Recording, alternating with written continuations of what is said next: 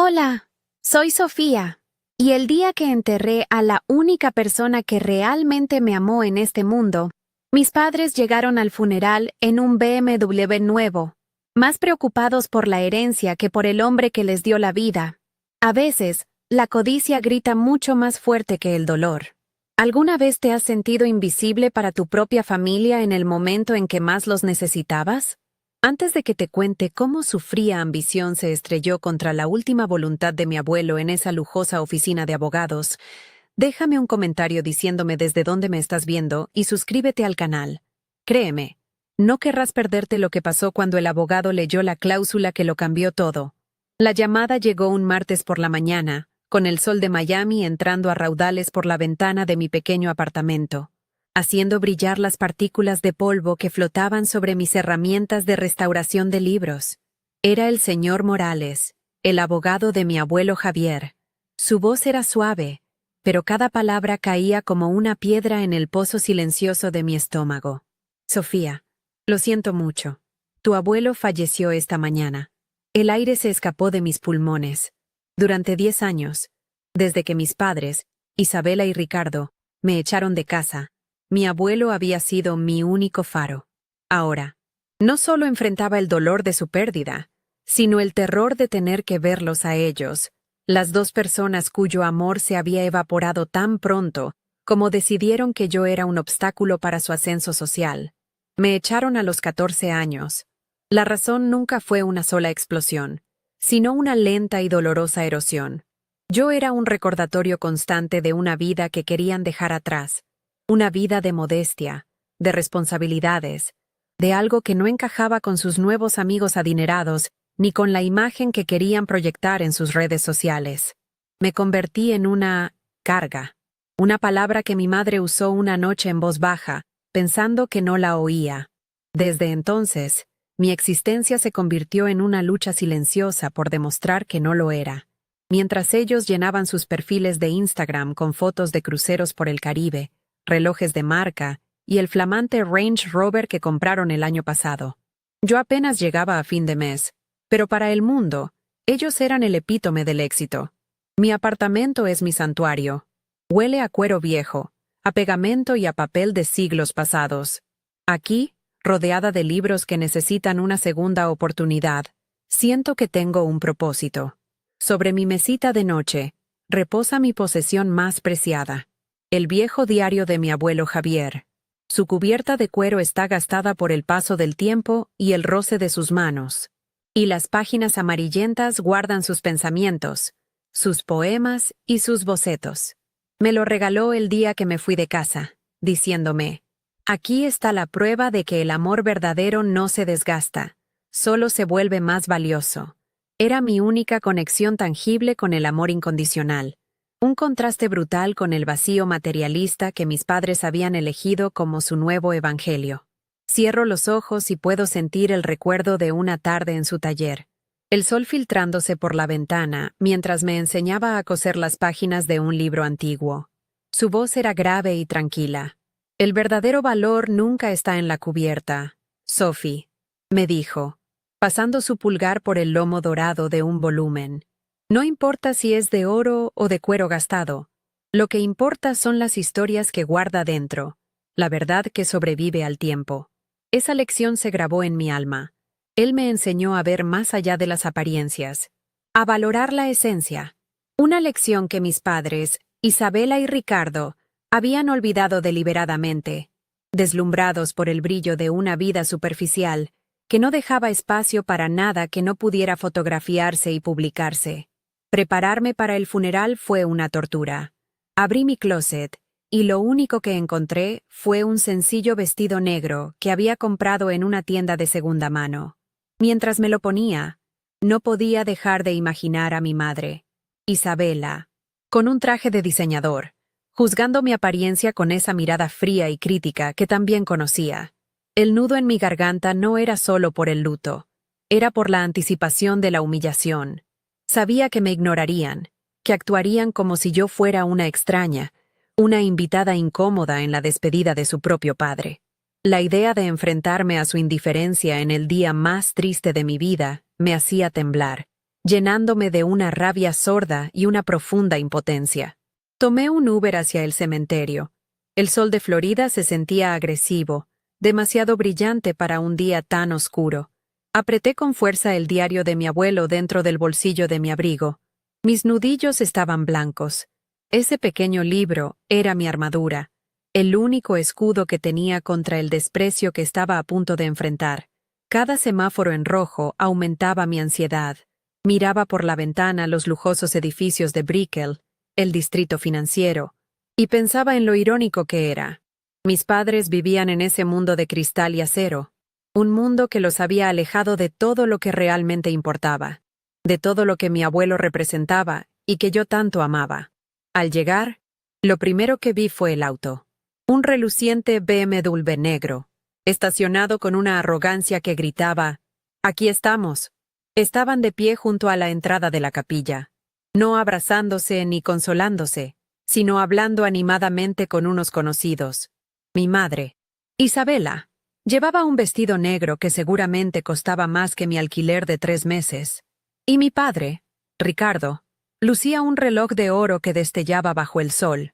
No había ni rastro de dolor en sus rostros, solo una especie de impaciencia social, como si estuvieran en un evento de negocios en lugar del funeral del hombre que les dio todo. La escena era tan grotesca, tan fuera de lugar, que por un momento sentí náuseas. Caminé hacia ellos, con el corazón martillándome contra las costillas. Cada paso se sentía pesado, como si avanzara a través de un lodo espeso. Cuando estaba a solo unos metros, sus miradas se cruzaron con la mía. Por una fracción de segundo, vi un destello de fastidio en los ojos de mi madre antes de que su rostro se volviera una máscara de educada indiferencia. No dijeron mi nombre. No hubo un gesto de saludo, ni siquiera una inclinación de cabeza. Simplemente se giraron ligeramente, dándome la espalda para continuar su conversación, dejándome parada sola en medio del camino. En ese instante, en el funeral de mi único aliado, volví a ser invisible. La humillación fue tan afilada y fría como el filo de un cuchillo.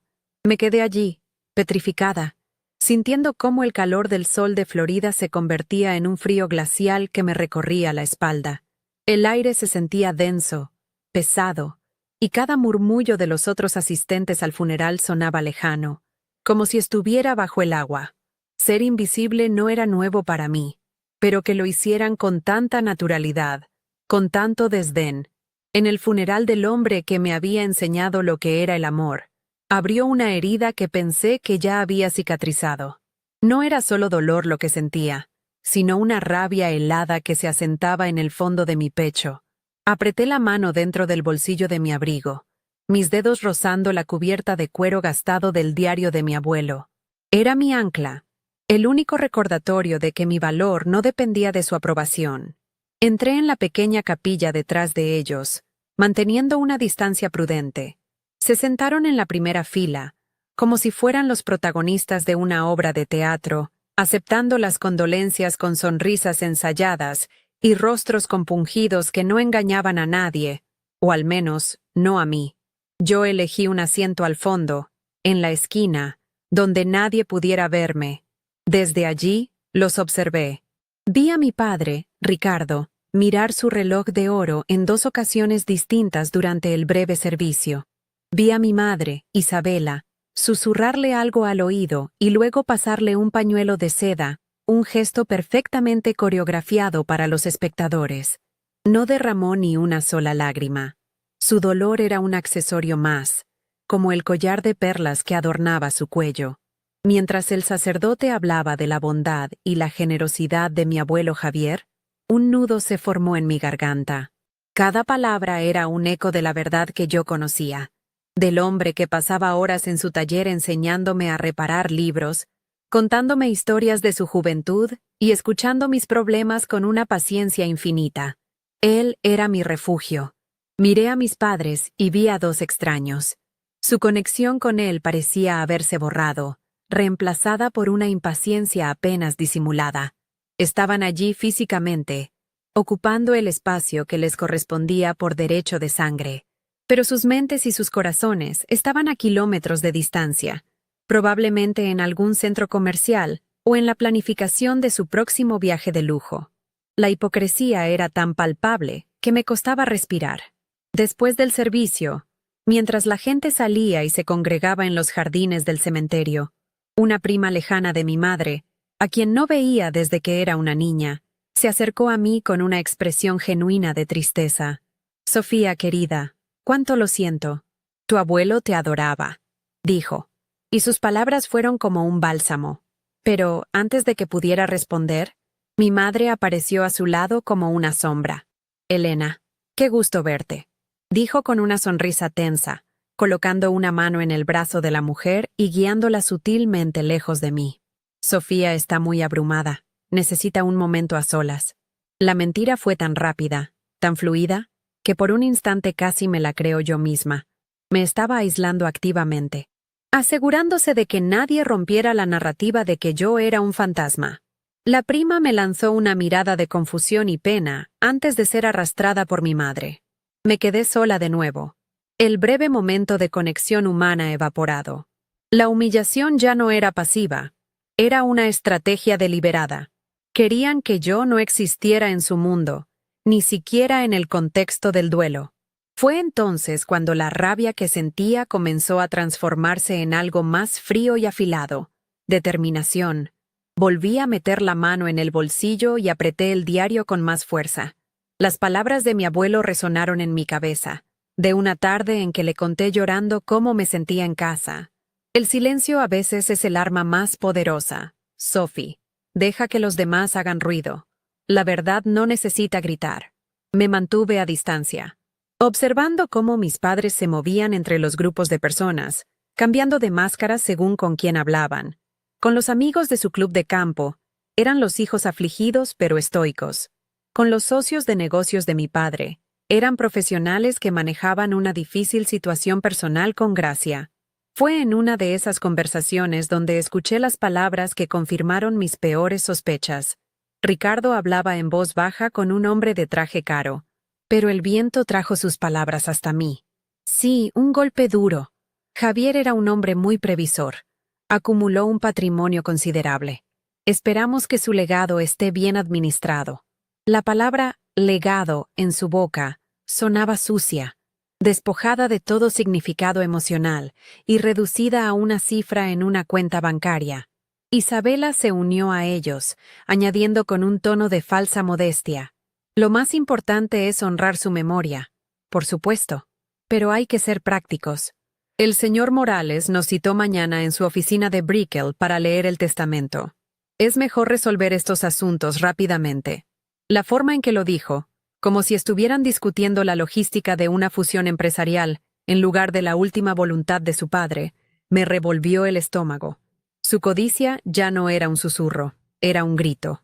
Estaban contando los minutos para poner sus manos sobre el dinero, usando el funeral como una incómoda pero necesaria antesala para el verdadero evento principal: la repartición de los bienes. El BMW negro aparcado a la entrada no era solo un coche, era un símbolo de lo que realmente les importaba. Fue entonces cuando mi padre me vio.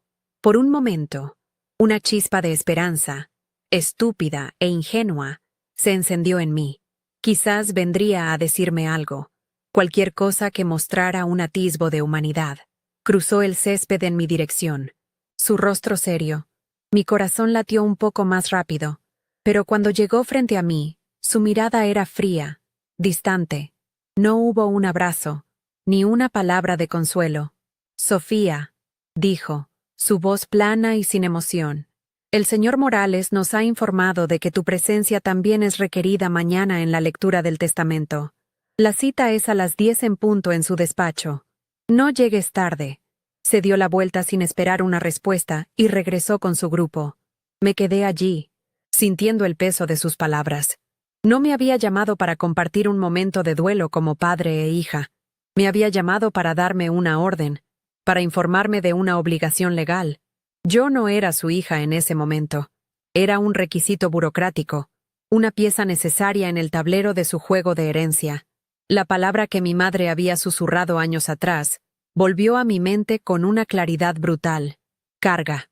Incluso en la muerte de la única persona que me amó, Seguía siendo eso para ellos. Una complicación, un detalle molesto en su camino hacia la riqueza. El dolor se mezcló con una extraña sensación de liberación. La última pizca de esperanza de una reconciliación se había extinguido para siempre. Justo cuando sentía que el peso de todo aquello me aplastaría, mis ojos se encontraron con los del señor Morales, el abogado de mi abuelo, que estaba de pie cerca de la salida, observando la escena. Era un hombre mayor, de cabello plateado y ojos amables, que conocía a nuestra familia desde antes de que yo naciera. No me sonrió, pero en su mirada vi algo que no había visto en los ojos de mis padres en una década. Reconocimiento. Me vio a mí, a Sofía, no a un problema o a una extraña. Hizo un leve, casi imperceptible, gesto de asentimiento con la cabeza. No fue un gesto de lástima, sino de complicidad, de entendimiento. Fue un pequeño faro en medio de la oscuridad, una señal de que quizás no estaba tan sola como creía. Mis padres, ajenos a todo, se despidieron de sus conocidos y caminaron hacia su BMW. El motor arrancó con un rugido suave y potente, y se alejaron por el camino de grava sin siquiera mirar por el espejo retrovisor. Los vi desaparecer, llevándose consigo su mundo de apariencias y ambiciones. Me quedé sola en el silencio del cementerio, con el sol de la tarde proyectando largas sombras sobre las lápidas. El aire olía a tierra y a flores. Mañana me enfrentaría a ellos de nuevo, en su territorio, en una de esas torres de cristal de Brickell que tanto adoraban. Pero algo había cambiado dentro de mí. Ya no sentía miedo, solo una calma gélida. Iba a ir a esa reunión, y por primera vez en mi vida, no iba a sentirme pequeña. Iba a escuchar, en silencio, la última historia que mi abuelo tenía para contar. A la mañana siguiente, el sol se filtraba por las persianas de mi apartamento con la misma indiferencia del día anterior. Me vestí con el mismo vestido negro, mi única opción formal, pero algo dentro de mí había cambiado. El temblor en mis manos había sido reemplazado por una quietud helada. No era valentía, sino una especie de resignación decidida. Antes de salir, tomé el diario de mi abuelo de la mesita de noche. No lo abrí. Simplemente sentí el cuero gastado bajo mis dedos. Su textura familiar era un ancla en el mar de incertidumbre que me esperaba. Hoy no iba a ser la víctima. Hoy iba a ser la guardiana de su memoria, la portadora silenciosa de la verdad que él y yo compartíamos. El mundo de mis padres, con sus fachadas de cristal y sus corazones de piedra, no iba a quebrarme. No hoy. El viaje en Uber hacia Brickell fue como atravesar una frontera hacia otro país. Dejé atrás las calles modestas y familiares de mi barrio para adentrarme en un cañón de rascacielos imponentes que parecían arañar el cielo. Cada edificio era un monumento al poder y al dinero, un lenguaje que mis padres hablaban con fluidez y que para mí era completamente ajeno. Me sentía como una extraña en una tierra extranjera, pero por primera vez no me sentía intimidada. Observaba las fachadas de vidrio reflejando un sol brillante y pensaba en las lecciones de mi abuelo sobre las cubiertas de los libros. Él me había enseñado que el verdadero valor no reside en el brillo exterior, sino en la solidez de lo que se guarda dentro. Aferrada a esa idea, sentí que, a mi manera, yo también estaba blindada. El vestíbulo del edificio era tan opulento como esperaba. Suelos de mármol que reflejaban las luces como un espejo, obras de arte abstracto en las paredes y un silencio casi reverencial, roto solo por el suave murmullo de gente con trajes caros. Era el templo en el que mis padres rendían culto a su dios, el estatus. Mientras subía en el ascensor de paredes de cristal, viendo la ciudad de Miami extenderse a mis pies, sentí una extraña mezcla de vértigo y claridad. Este mundo, que una vez me pareció tan inalcanzable y deseable a través de los ojos de mi madre, ahora me resultaba frío, vacío y desprovisto de cualquier cosa que yo considerara valiosa. El aroma a cuero viejo y papel de mi pequeño taller era 1000 veces más reconfortante que el aire estéril y perfumado de aquel lugar. La oficina del señor Morales estaba en el piso 40, con una vista panorámica de la bahía de Biscayne que te dejaba sin aliento. Las paredes estaban cubiertas de estanterías llenas de libros de derecho con lomos de cuero, un detalle que sabía que mi abuelo habría apreciado. Mis padres ya estaban allí, sentados en dos elegantes sillas de cuero frente al imponente escritorio de caoba. Parecían parte del decorado, perfectamente integrados en ese ambiente de lujo y poder. Mi madre, Isabela, me barrió con la mirada de arriba abajo, y una microexpresión de desdén se dibujó en su rostro al ver mi sencillo vestido. Mi padre, Ricardo, ni siquiera levantó la vista de su teléfono. El aire en la habitación era denso, cargado de una tensión tan palpable que casi se podía cortar con un cuchillo. Sofía, bienvenida. Me alegro de que hayas podido venir. La voz del señor Morales rompió el silencio gélido. Se levantó de su silla y me recibió con una calidez que me desarmó por completo. Me ofreció la mano, y su apretón fue firme y reconfortante. ¿Te gustaría un café?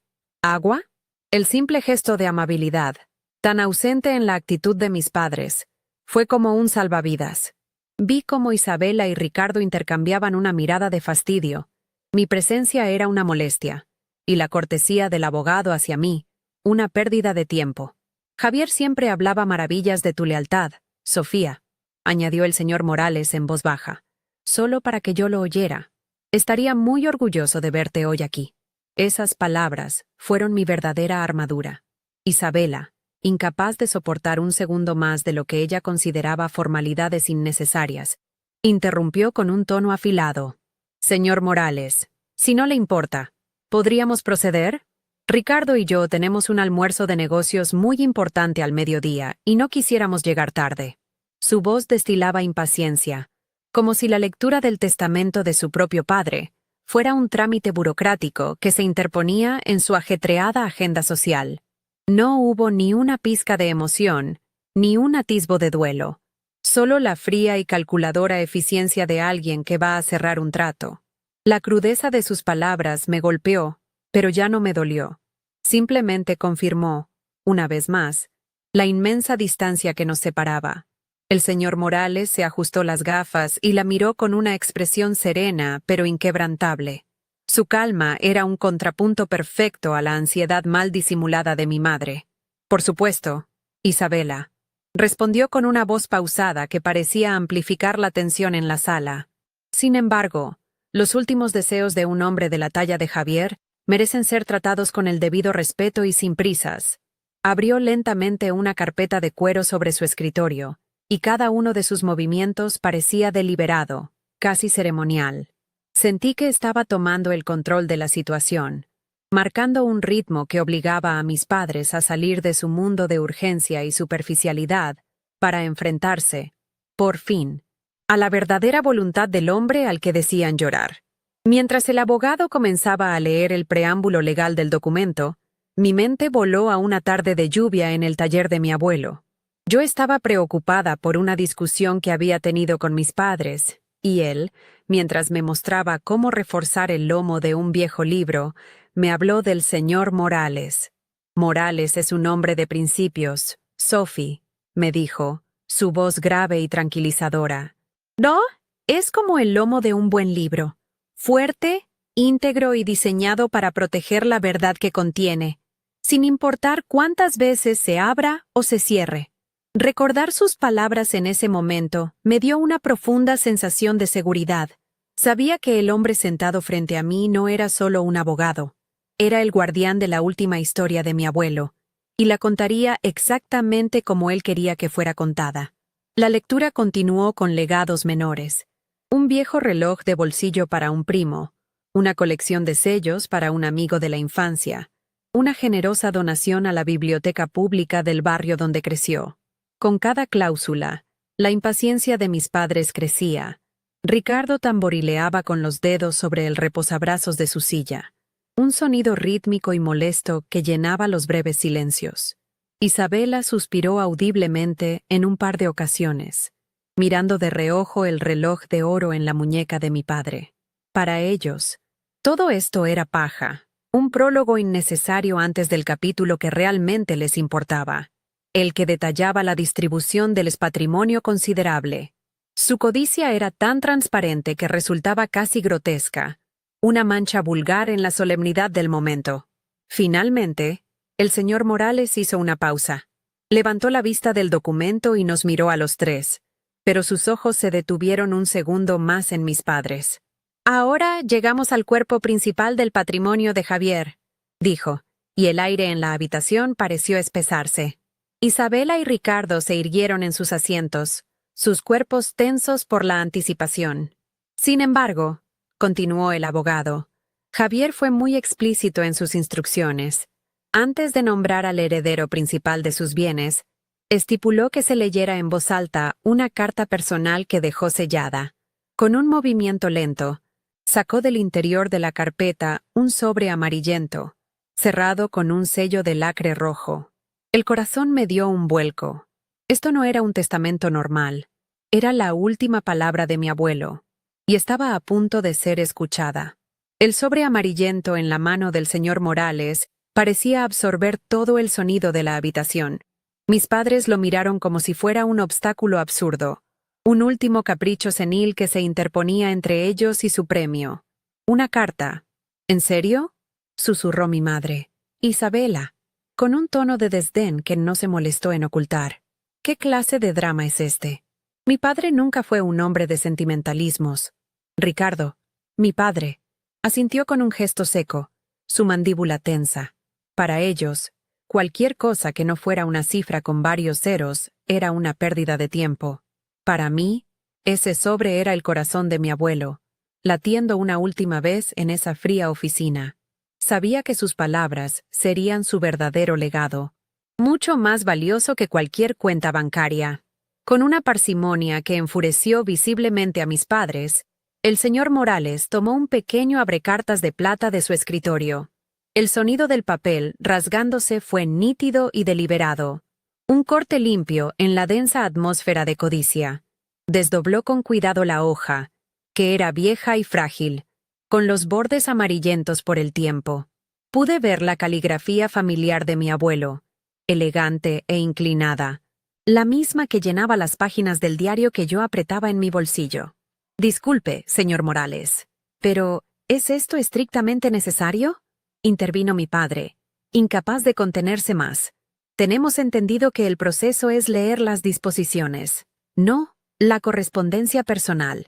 Su intento de sonar razonable estaba teñido de una urgencia casi desesperada. No querían escuchar al hombre, solo querían contar su dinero. Es más que necesario, Ricardo.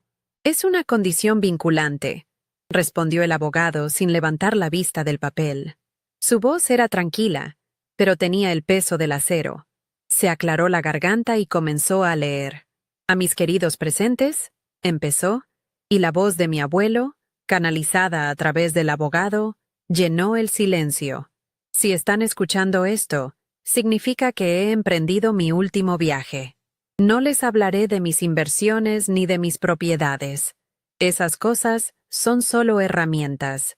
Y como cualquier herramienta, su valor reside en las manos que las usan. Hoy quiero hablarles de lo que de verdad construye una vida: la lealtad, la integridad y el coraje de proteger lo que es frágil en un mundo que solo valora la fuerza. Mis padres se miraron, confundidos. Este no era el lenguaje que ellos entendían. La mención de la lealtad me transportó a una tarde en su estudio, años atrás. Yo estaba sentada en el suelo, ayudándole a organizar sus libros, y lo vi escribir en una hoja de papel idéntica a la que el abogado sostenía ahora. Al notar mi curiosidad, me sonrió y dijo: «A veces, Sophie, las verdades más importantes deben quedar por escrito. No porque se olviden, sino porque las voces ruidosas y vacías intentarán ahogarlas. El papel y la tinta son silenciosos, pero son permanentes». En ese momento, en la oficina de Brickell, entendí que aquella no había sido una lección casual. Había sido una promesa. El diario en mi bolsillo se sentía como un escudo, un testimonio tangible de esa verdad silenciosa que él se había asegurado de proteger incluso después de su muerte. La lectura continuó, y el tono de la carta cambió sutilmente. «Con gran tristeza», leyó el señor Morales, «he visto cómo algunos de los que más amaba eligieron el brillo sobre la sustancia, la apariencia sobre la verdad. Construyeron un castillo de cristal sobre cimientos de arena, olvidando que el verdadero valor no se exhibe, se siente. Espero que algún día encuentren el camino de regreso a lo que realmente importa. Aunque no pronunció sus nombres, las palabras cayeron sobre mis padres como piedras. Vi a Isabela enderezarse en su silla, su rostro una máscara de indignación. «Esto es un insulto», siseó, su voz un veneno bajo. «Está usando su testamento para juzgarnos. Es inaceptable». La ofensa en su voz no era por el dolor, sino por el ataque a su imagen pública, incluso frente a una audiencia de solo 2 personas. Ricardo, envalentonado por la ira de su esposa, intentó tomar el control. Se puso de pie a medias, apoyando las manos en el escritorio del abogado. «Señor Morales, ya es suficiente. Le exijo que detenga esta farsa y proceda con los asuntos financieros. Mi padre no estaba en su sano juicio cuando escribió esto. Podríamos impugnarlo». La amenaza flotó en el aire. Fea y desesperada. Era su último recurso. Si la narrativa no les favorecía, la destruirían. Pero el señor Morales ni se inmutó. Levantó la vista del papel, se quitó las gafas lentamente y lo miró con una autoridad gélida que congeló a mi padre en su sitio. La calma del abogado era un muro infranqueable contra su vulgar desesperación. «Siéntate, Ricardo», dijo el señor Morales, y su voz, aunque baja, no admitía réplica. «Tu padre estaba más lúcido que nadie en esta sala, y como su albacea, te informo que cualquier intento de impugnar este testamento basado en acusaciones infundadas será recibido con toda la fuerza de la ley». Estas fueron sus últimas y más claras instrucciones. Volvió a ponerse las gafas y continuó leyendo como si nada hubiera pasado, dejando a mi padre humillado y sin palabras. La dinámica de poder en la sala había cambiado irrevocablemente. Mis padres ya no eran los clientes importantes. Eran meros espectadores de un guión que no controlaban, escrito por un hombre al que nunca se molestaron en comprender de verdad. La carta llegó a su punto crucial. «Toda mi vida adulta», leyó el abogado, «la dediqué a un propósito que mantuve en secreto para el mundo. Un compromiso que le dio sentido a cada dólar que gané y a cada hora que trabajé. Este propósito era mi verdadero tesoro, mi mayor orgullo. Y lo protegí del ruido y la vanidad del mundo exterior con la ayuda de una sola persona, cuya lealtad fue mi mayor consuelo y mi más grande regalo». En ese momento, sentí un cambio en la habitación. Las miradas confundidas de mis padres se volvieron hacia mí, afiladas y llenas de una nueva y fea sospecha. Por primera vez en todo el día, realmente me vieron.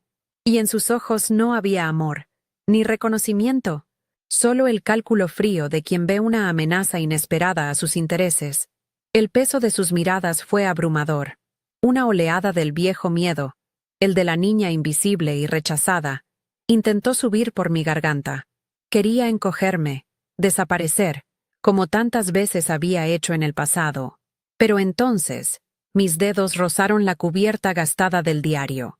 Sentí la textura del cuero, las hendiduras dejadas por las manos de mi abuelo, y una calma helada me invadió. Él había previsto este momento. Había preparado este camino para mí.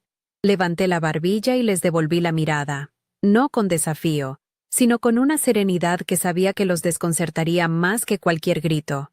Mi silencio ya no era un signo de debilidad, era el guardián de su secreto.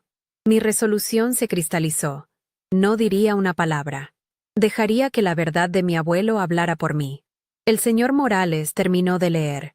Dobló la carta con sumo cuidado y la depositó sobre el escritorio, junto al sobre vacío. El silencio que siguió fue ensordecedor, cargado de preguntas no formuladas y de una tensión que vibraba en el aire. Isabela y Ricardo estaban pálidos, su arrogancia reemplazada por una visible ansiedad. La herencia que habían dado por sentada de repente parecía incierta, atada a un secreto del que no sabían nada y a una persona a la que habían despreciado. El abogado tomó el documento principal del testamento, su gesto solemne marcando el final del preludio y el comienzo del acto final. Ajustó sus gafas una última vez y nos miró a los tres. «Y ahora», anunció, su voz resonando con una claridad ineludible, La cláusula que dispone del patrimonio principal de Javier Villanueva. La voz del señor Morales cortó el aire como un bisturí. Procedo a leer la cláusula número 7, referente a la totalidad de los bienes, acciones y propiedades de Javier Villanueva. Mis padres, Isabela y Ricardo, se inclinaron hacia adelante casi imperceptiblemente, como depredadores a punto de saltar. Sus cuerpos estaban tensos, sus rostros eran máscaras de ávida expectación. Yo, en cambio, me sentí extrañamente en calma, como el ojo de un huracán. Apreté el diario de mi abuelo en el bolsillo. Su forma rectangular era un ancla en la tormenta que estaba a punto de desatarse. El abogado hizo una pausa deliberada, sus ojos recorriendo la página antes de leer las palabras que lo cambiarían todo, para siempre. Yo, Javier Villanueva, en pleno uso de mis facultades mentales y libre de toda coacción, leyó con una voz clara y firme. Lego la totalidad de mi fortuna, incluyendo todos mis activos líquidos, propiedades e inversiones, a la única persona que conoció, respetó y guardó mi mayor secreto, mi verdadero proyecto de vida. Un silencio denso y pesado cayó sobre la oficina. Las palabras flotaron en el aire, incomprensibles para mis padres. Vi cómo se miraban el uno al otro, una arruga de confusión en sus frentes. ¿Un secreto?, susurró Isabela, su voz apenas audible. Pero, esos somos nosotros, su familia. ¿A quién más podría referirse? Ricardo asintió, tratando de forzar una sonrisa de confianza que no llegó a sus ojos. Es solo una forma poética de decirlo. Obviamente, se refiere a sus hijos. Pero el señor Morales no les dirigió la palabra. Lentamente, con una gravedad que parecía detener el tiempo, levantó la vista del testamento y sus ojos se encontraron con los míos. No había lástima ni triunfo en su mirada, solo un profundo y solemne reconocimiento. Fue como si una luz se encendiera sobre mí, sacándome de las sombras en las que había vivido durante una década. En ese instante, todo el poder de la habitación se desplazó. Ya no era la invitada invisible, la nota al pie de página en la historia de su éxito. Era el centro, el nudo que ataba el verdadero legado de mi abuelo. Sentí las miradas de mis padres girar hacia mí, primero con incredulidad, y luego con un veneno que me heló la sangre. ¡A ella!, gritó mi madre, poniéndose de pie de un salto. Su rostro, antes una máscara de compostura, se había contorsionado en una mueca de pura furia.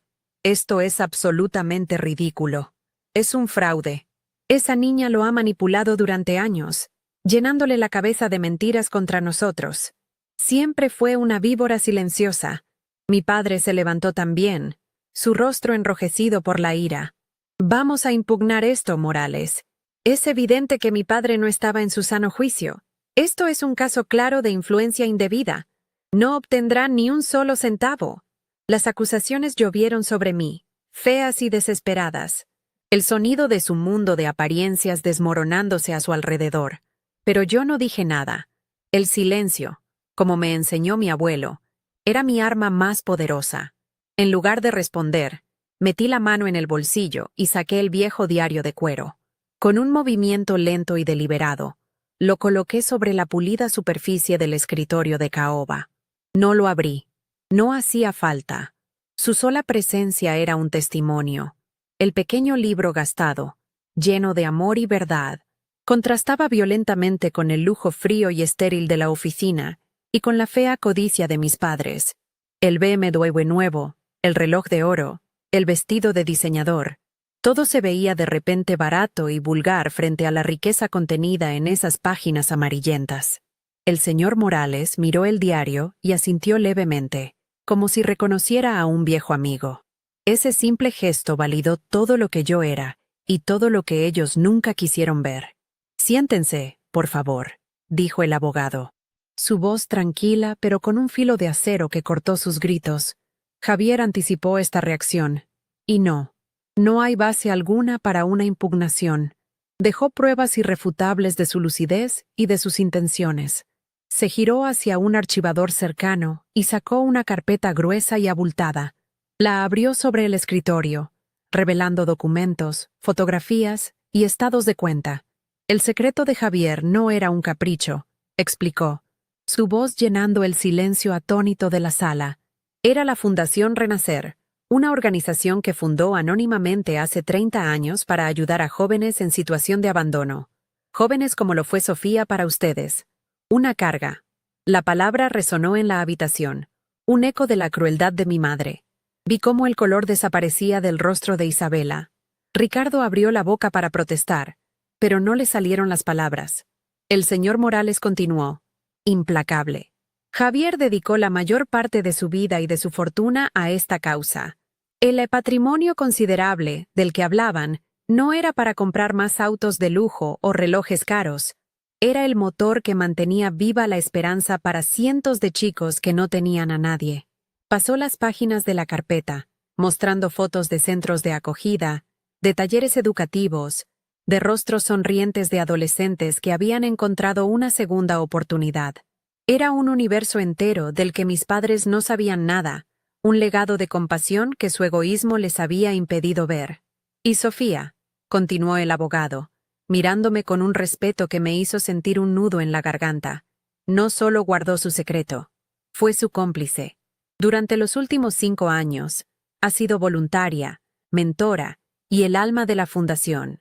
Gestionaba la comunicación, organizaba eventos y, lo más importante, era el puente entre Javier y los jóvenes. Porque ella entendía su dolor. Ella no lo manipuló. Ella lo honró. Ella fue la única que vio al hombre, no a la cuenta bancaria. Cada palabra era una vindicación, una pieza de mi identidad que había sido negada y que ahora era expuesta a la luz con una claridad innegable. La carga se había convertido en la guardiana. La niña invisible era la heredera de un propósito. Mis padres se desplomaron en sus sillas, derrotados. La rabia había sido reemplazada por un vacío aturdido. No era solo la pérdida del dinero, era la humillación de su propia insignificancia. Se dieron cuenta de que habían sido meros espectadores en la vida de su propio padre, tan deslumbrados por el brillo de su riqueza, que nunca vieron la luz de su corazón. Habían llorado por un testamento, no por un hombre. Y ahora, la verdad de ese hombre los había dejado desnudos, exponiendo su alma vacía y superficial ante la única persona a la que habían intentado borrar de sus vidas. El silencio en la oficina ya no era tenso, era el silencio de una tumba. Los miré, por última vez, sin odio, ni siquiera con pena, solo con la distancia con la que se mira a dos extraños. El dolor de su rechazo, que me había acompañado durante una década, se había disuelto. Ya no necesitaba su aprobación, ni su amor, ni siquiera su reconocimiento. Mi abuelo me lo había dado todo. Me había dado un propósito. Me volví hacia el señor Morales, dejando a mis padres atrás, como dos estatuas de sal en su propio desierto de codicia. El pasado, por fin, estaba cerrado. Con la voz firme, una voz que no sabía que tenía, hice la primera pregunta de mi nueva vida. No fue sobre el dinero, ni sobre las propiedades, ni sobre nada que mis padres pudieran entender. Fue una pregunta que mi abuelo habría querido que hiciera. «Señor Morales», dije, sintiendo el peso de una hermosa responsabilidad posarse sobre mis hombros. «¿Cuál es el siguiente paso para la fundación? Hay mucho trabajo por hacer».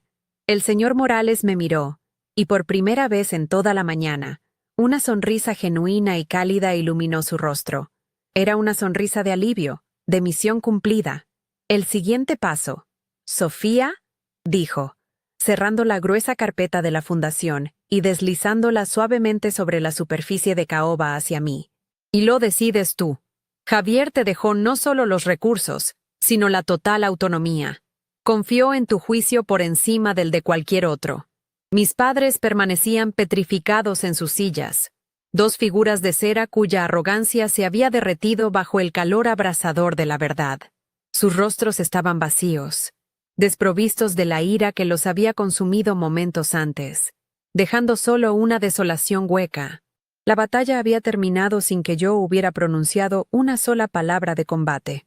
Me levanté, mis movimientos lentos y deliberados. Tomé la carpeta, Su peso en mis manos se sentía real, sustancial.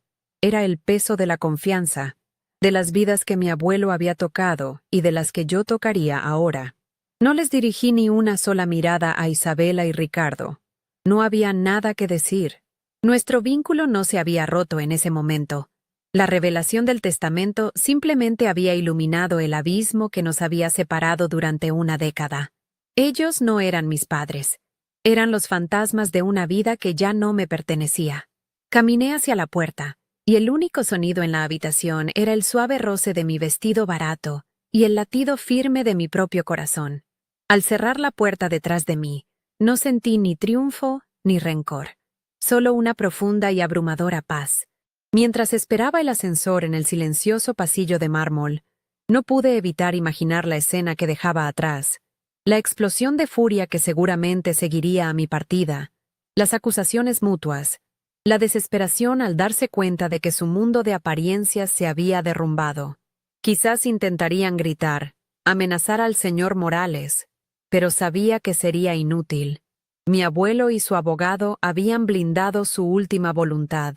El BMW negro que los esperaba abajo ya no era un símbolo de estatus, sino el carruaje que los llevaría de vuelta a su vida vacía, una vida que ahora se sentía mucho más pobre de lo que había sido la mañana anterior. El ascensor llegó. Sus puertas de acero se abrieron como el telón final de una obra, y descendí de su mundo para siempre. De vuelta en mi apartamento, el olor a cuero viejo y papel me recibió como un abrazo. Todo parecía igual, pero todo había cambiado. Coloqué la carpeta de la fundación sobre mi mesa de trabajo, junto a las herramientas que usaba para dar nueva vida a libros olvidados. La abrí con manos temblorosas. Dentro no había solo informes financieros y escrituras de propiedades. Había cientos de fotografías, cartas de agradecimiento escritas a mano por adolescentes, informes de progreso de jóvenes que ahora eran médicos, maestros, artistas. Vi el rostro de mi abuelo en una foto, sonriendo en la inauguración de un pequeño centro comunitario, deliberadamente en un segundo plano para no ser el centro de atención. Lloré, no de tristeza, sino de un amor y una gratitud tan inmensos que sentí que el pecho se me partía. Unas semanas después, mi vida había encontrado un nuevo ritmo. Vendí mi pequeño apartamento y me mudé a la vieja casa de mi abuelo, no por su valor monetario, sino porque cada rincón respiraba su esencia. Su taller se convirtió en mi oficina, el lugar desde donde empecé a tejer los hilos de su legado. Pasaba mis días visitando los centros de la fundación, conociendo a los directores, a los mentores y, sobre todo, a los jóvenes. Me sentaba con ellos, escuchaba sus historias, compartía la mía. Por primera vez, mi pasado doloroso no era una herida, sino un puente. La niña que se había sentido como una carga, ahora era la persona que les aseguraba que ellos nunca lo serían. En sus ojos, vi el reflejo de mi propio valor recuperado. Mis padres intentaron contactarme una sola vez. Fue un mensaje de voz de mi padre, Ricardo, una semana después de la lectura del testamento. Su voz sonaba extraña, una mezcla forzada de autoridad paternal y súplica mal disimulada. No hubo disculpas.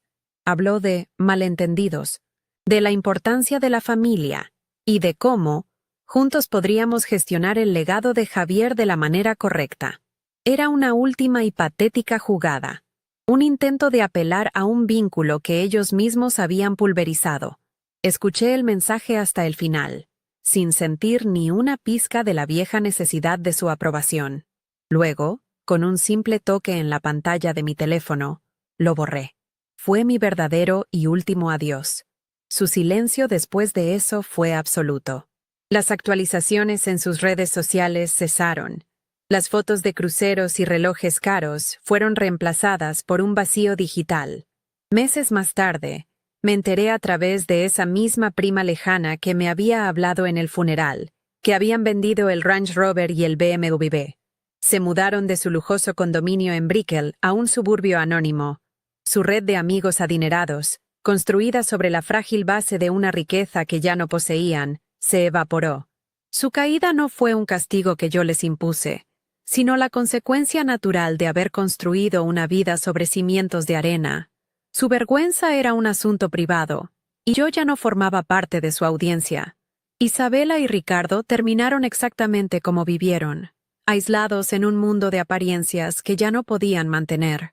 Su estatus, que era su única identidad, se desvaneció, dejándolos solos el uno con el otro, dos extraños unidos por la codicia y el fracaso.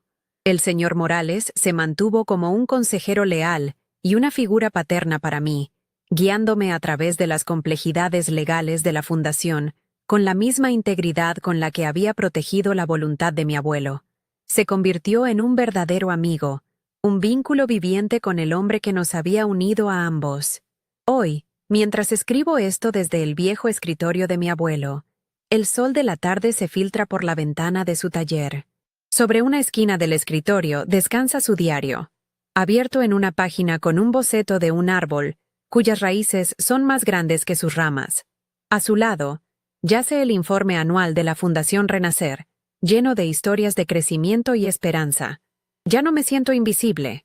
He encontrado mi lugar, no en un mundo de brillo y fachadas, sino en uno de propósito y verdad.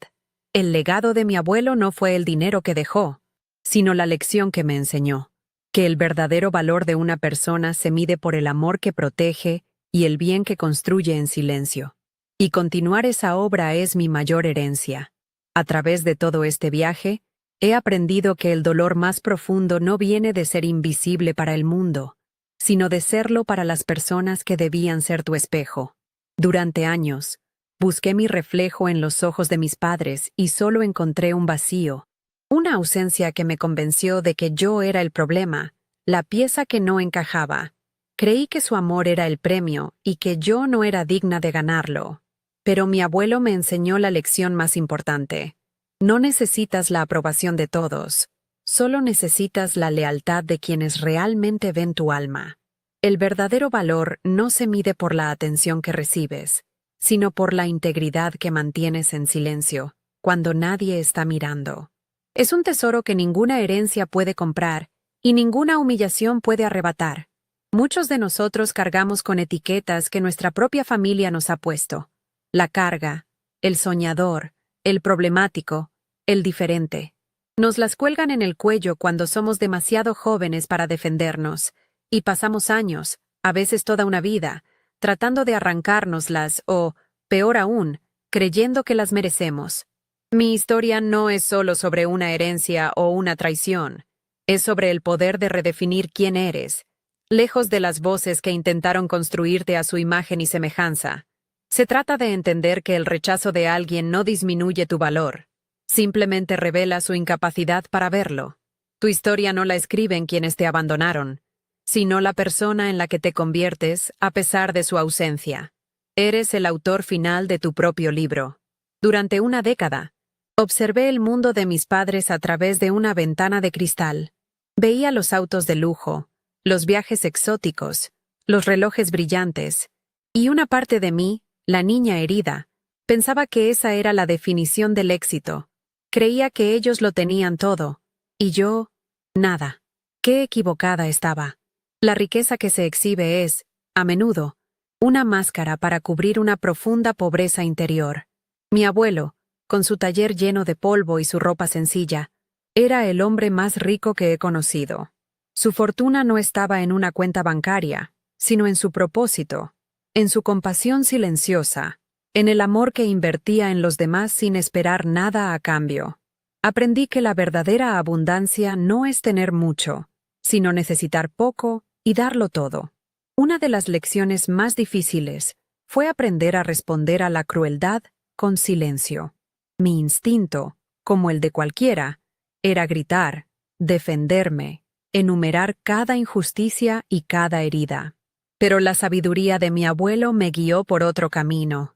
Me enseñó que el ruido y la ira son las armas de quienes no tienen la verdad de su lado. Mis padres esperaban una pelea, un drama, una confrontación que los validara como víctimas de una hija ingrata. Mi silencio los desarmó. No les di nada a lo que aferrarse, ninguna munición para sus justificaciones.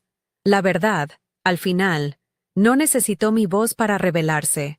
Su propia codicia gritó mucho más fuerte, exponiéndolos ante la única audiencia que realmente importaba, ellos mismos. Al final, la herencia más grande que recibí no fue la fundación, ni el dinero, ni la casa. Fue la liberación de la necesidad de ser amada por quienes eran incapaces de hacerlo.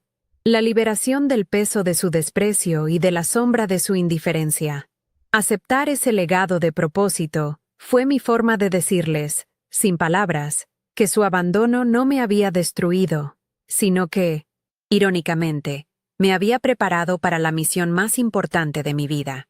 Me habían considerado una carga, y el universo, con su extraña y poética justicia, me convirtió en la responsable de aligerar la carga de cientos de jóvenes que, como yo, solo necesitaban que alguien viera su valor más allá de las apariencias. Si mi historia te ha tocado de alguna manera, es porque quizás tú también has sentido el frío de la indiferencia, o el peso de no ser suficiente para quienes más te importaban. Quizás tu legado no sea una fundación multimillonaria, sino la resiliencia que construiste en silencio, la bondad que ofreces a pesar de tus heridas, o la sabiduría que has ganado en tus propias batallas. Ese es tu verdadero patrimonio, uno que nadie puede quitarte. Tu valor no reside en la aprobación de otros, sino en la autenticidad con la que vives tu vida y en el amor que decides dar, incluso cuando no lo recibiste. Esa es la riqueza que realmente perdura, la que se transmite de alma a alma. ¿Cuál es el verdadero legado que estás construyendo en tu vida, lejos de lo que el mundo espera de ti? Si crees, como yo, que nuestra historia la definimos nosotros mismos y no quienes nos dieron la espalda, te invito a que te suscribas a este canal. Aquí no compartimos ficciones. Compartimos la fuerza que nace de las cicatrices. Déjame un comentario contándome qué parte de esta historia resonó contigo.